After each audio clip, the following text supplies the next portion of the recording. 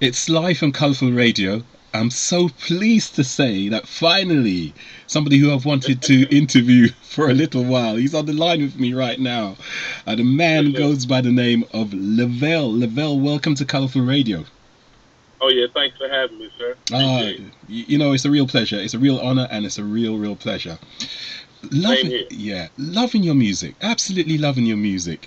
From the first time I heard the first track, "Groove with You," Uh, I said, "Man, that's my type of music, man." oh, yeah. Definitely it was a special situation because, I've been in the music thing for a pretty long time, and, I had a lot of ups and downs doing a band situation. I was with a band called Black Earth, and had a lot of ups and downs, more downs than ups.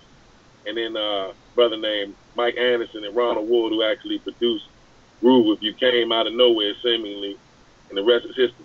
Yeah, yeah, no, it's a great little number, and I mean it's one of those steppers tunes that straight away when you hear it, you just want to move, don't you? You just got to move. It's simple as that.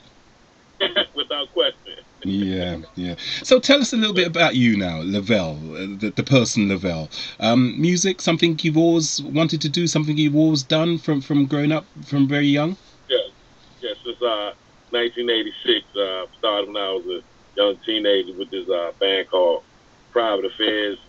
We were doing like a go-go music style thing, and then I stopped doing that after about 2.5 years and joined the R&B group. We wanted to kind of be like Tony or Guy, and we had like a video out in 1990 on Yeah. a video jukebox, if anybody remembers that. And Oh then yes. things subsided after that, and I got out of music for a very long time and came back around 2010. And after a lot of collaboration with different bands around the Washington D.C. area, I finally got with Mike Anderson and Ron Wood, and we produced the Real R&B Returns LP. Yeah, yeah, yeah. And I wanted to ask you about the title of the actual album. What I understand what it's about, real R&B terms, and kind of going back to real R&B. But why Right. did but why did you choose that? Well, we chose it because we kind of thought there was a lot of gimmickry going on in the mainstream music industry, and we wanted to bring back solid musicianship and melodic arrangement. And I think we pretty much did that, kind of taking some sounds from the 1970s and modernized it a little bit. Hmm. Do you know? I sometimes ask some of my artists. It's sometimes about what you're in the music for. Some people really love the creative industry and how they can express themselves musically, and then Yeah. you've got other artists that are in there to just earn a buck. They're just in there to make All right. as much money as they quickly can. Right. How do you find that balance? Because it is important to love what you do and do what you do, but at the same Right. time to reach out as far as you can as well, isn't it? Oh yeah. It's definitely the former for me. I mean, making a profit is pretty good, but as many know, it's not a very profitable industry right now for many artists, particularly indie artists. Really got to be entrepreneurial.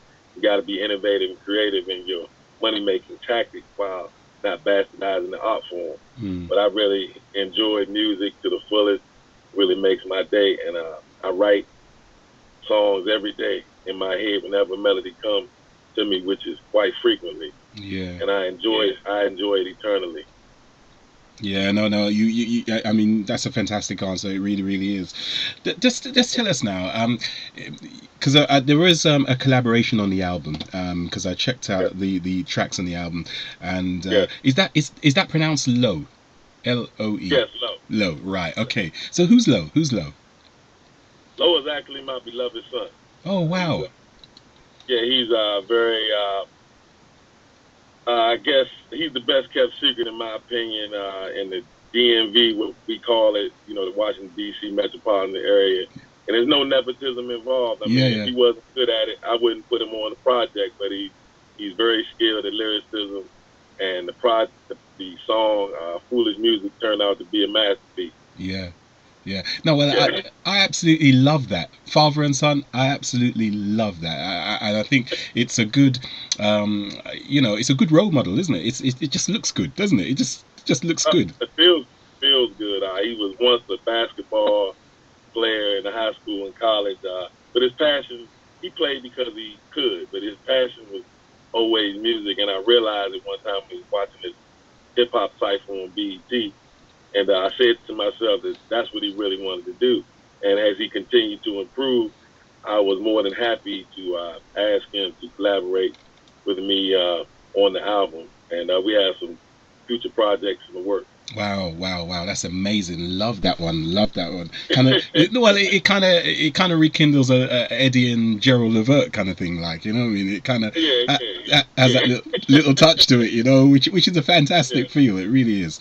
Okay. So, aside from your son, of course, I mean, if you wanted to choose anyone in the whole wide world who you want to have a collaboration with, who would that be? And why would male or female, male or female, or you can choose one of each. But not only the name of that person, but why would you choose that person? Well, the male vocalist who I want to collaborate with is no longer here physically. Okay. Now be the one and only Donny Hathaway, because I just feel that he was the greatest vocalist. He was virtually impeccable. All of the recordings that I've heard of him, I've never heard him sound terrible. I've never really heard him singing off note. And then when he sounded a little raw vocally, he always knew how to phrase properly so he didn't sound off or too sharp. So he was awesome. I listen to him every day, and I'm just awed by what he did musically. It's, in terms of female, it's so many, but currently I would love to do something with Kiki Wyatt. I know she would destroy me vocally, but I just love the way she sounds, and I love the way she looks. Yeah. Well, you never know. Maybe that might happen, and it might not be so bad, because it'll probably be a compliment. You kind of compliment each other. You don't know until you try, do you? Ain't no question about that. You're absolutely right about that. But Layla Hathaway is a very close second. I love her also, but Kiki would be number one. Wow, amazing. Well, maybe that might happen. Maybe that might happen sometime in the future. That would be a good look, you know. Maybe you could pull some strings for me, DJ Sly. Well, I've only got tiny strings. No, that's the only thing. They're very small strings. Okay. I wish I had some big ones. Absolutely, no problem. Yeah. Okay. So you released this album. I think it was last year in 2016, wasn't it? Yeah. Yes, sir. May 9th, 2016. Wow. And I know, because I've seen a video, and I think it's the first single that you kind of pushed off of the album, which is Baby High. Just tell us a little bit about Baby High.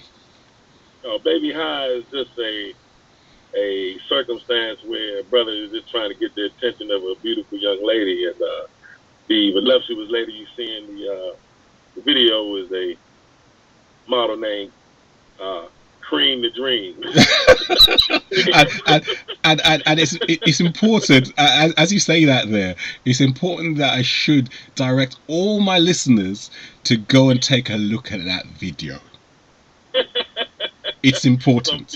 It was a little bit explicit, but we were just trying to send a little message in regards to how much someone would really be paying attention to something that was eye-catching. Yeah, and you know what? I got the message. Right?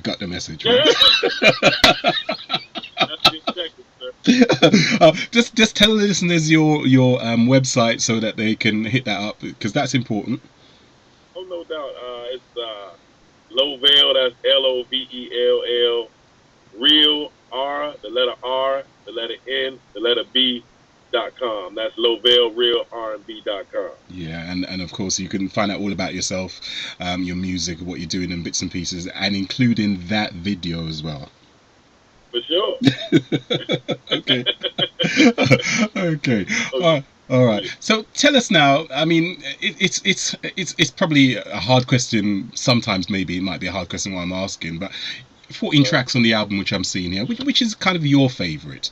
Maybe one that you like performing a lot, or you just like singing. I have two favorites on the album. They were actually, in my opinion, bookends on the LP. Namely, Cosmic Soul Ride, track number 4. Yes, yes. And Helter Skelter. Oh yes, track number 11.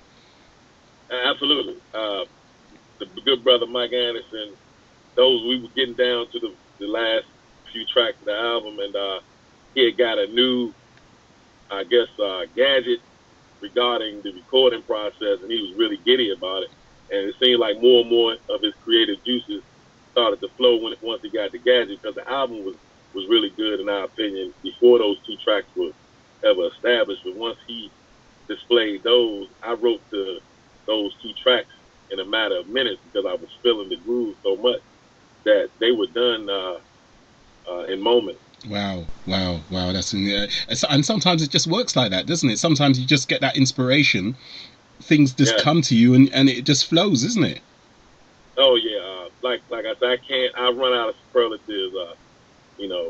Praising Mike Anderson, who produced 13 of the 14 tracks, and Ron Ward. It's like they came out of nowhere, and my career was all over the place. I didn't know what I was going to do after Bandit, and came out of nowhere when I was in an eatery or a tavern. Yeah. That my wife and I were at, and he offered me up, and I thought he was just kidding, and then everything just flowed after that. Yeah, no, indeed. So tell us a little bit about like performing. I mean, is that something you do a lot of, or a little bit, something you want to do more of? I like to do more. We had a few shows since the album release, but we've primarily been focusing on just extending the brand, if you will, the Lovell Real R&B brand, and marketing, because the UK and Brazil and some parts of Japan really took to the project, readily. Kind of slow where we are for whatever reason. Maybe they didn't like it. No, but it remains to be seen. I hear that a lot of time. Of time, and I don't know if I can really put a like a fact on why that is, but in the home of soul, the USA, the home of soul, great gospel music and R&B music going back so many years, decades. Why has the love of great soul music and great gospel music quite closely together? Why has that not flourished? I think because the influx of the mainstream ideology with the auto-tune thing, it's more like an electro R&B sound where you really don't have to have organic vocal ability, as long as it's produced with a nice beat and a catchy melody, irrespective of what you're talking about. Also, it comes off, and it's not a bitter thing, because I'm appreciating acknowledgement from whether it's one person or a million. As long as you appreciate it, because it really feels good when people feeling what you're trying to put out there, and even if it's constructive criticism. That's fine as well. And I suppose because I had a little debate with somebody not so long ago about just music in general, and all music can be good as well, can't it? It's sometimes just a choice, isn't it? It's sometimes just a preference, isn't it? It's sometimes just what you like, really, as well, isn't it? It's just a preference. I mean, believe it or not, like I have a saying, no matter how righteous or good or dope you think you are, there's somebody somewhere that has an opposing perspective. And believe it or not, there are people who don't like Stevie Wonder and Donny Hathaway or Aretha Franklin. There are actually people who don't like them. So as good and as great as they have been, somebody has an opposing view. Interesting. and I suppose that that makes up the whole of mankind, isn't it, really? I think the main thing is that we're respectful to each other, and that we're courteous to each other, but aside from that, people are entitled to their own love of whatever sounds that they like. There you go. There it is. Put it in proper perspective. Yeah, that's it. That's it. So you touched on a little bit of your kind of gigging, something that you probably want to do more of. You said, and Yes. then I've got to ask you, which is really a natural question that I would ask, is Uh-huh. what about traveling, going a little bit further afield? Is that something that Uh, no doubt about it. This is what I love to do. That's why I've stated that this is like a renaissance period for me. I love to travel abroad, other parts of the United States, to spread the message of the real R&B returns, and also continue to write for others and write for ourselves because we have something else coming up very soon called Universal Man, and that's going to be the next project title for wow? the Universal Man.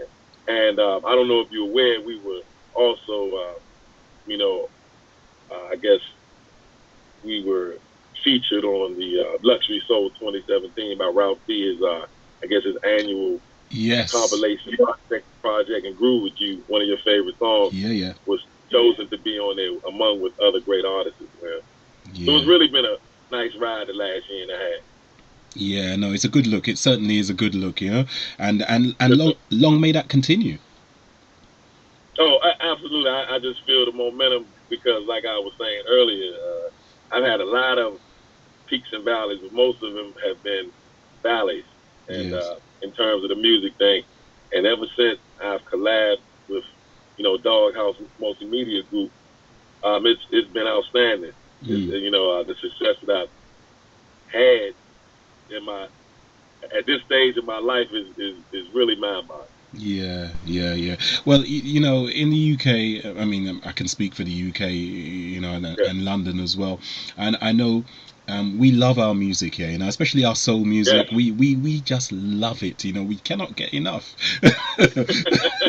right. So, I see. yeah. Yeah, So it's a good look, and it's a good thing what you're doing, and keep making those tunes. We'll keep supporting it. We'll keep playing it. We'll keep loving that music, and may it continue for a long time. Yeah. yeah. I'm most appreciative to yourself and the many other DJs in the UK that have supported it, and I'm very humbled by the process. Yeah, yeah, yeah. Well, I mean, without you guys making the music and putting it together, there's no us. I mean, we just can't unless we're going to do a talk show and no music. We need you guys to make the quality music. So we got to thank you for that as well. And many others as well, of course. Would you like to have a shout out to anyone right now that's listening? Because of course we're transmitting all around the world, worldwide. Who would you like to say hello Uh, to? Oh, well, first, I'd like to shout out the Brooks family, always had unconditional love for myself and all of the loyal fans who supported the movement from the beginning. That's from the UK all the way to Brazil, who've shown the most love. And I'm just very ecstatic of the reaction to the project. So a shout out to everyone who supported the Real R&B Returns movement worldwide and all of the DJs as well. Yeah, no, that's a good look, man. That's a good look, and of course, it's the feelings. Like I say, are definitely mutual. Thank you so much for making some great music. Well, Lovell, it's been great speaking to you. I Yo, wish, it's been great. yeah, and I wish you every success going forward with whatever you're going to be doing. Of course, you talked about making some new material going forward, so looking out for that. But we're still on this album. We're still on Oh, this yeah. one. Appreciate it. Yeah. Yeah, no, So the future looks rosy, and that's a great feel and a great look. And once again, thank you very much for being part of Colourful Radio, and of course my show right here on Sunday, Soul and Reggae Sundays. Lavelle. thank you so much, sir. Appreciate the love.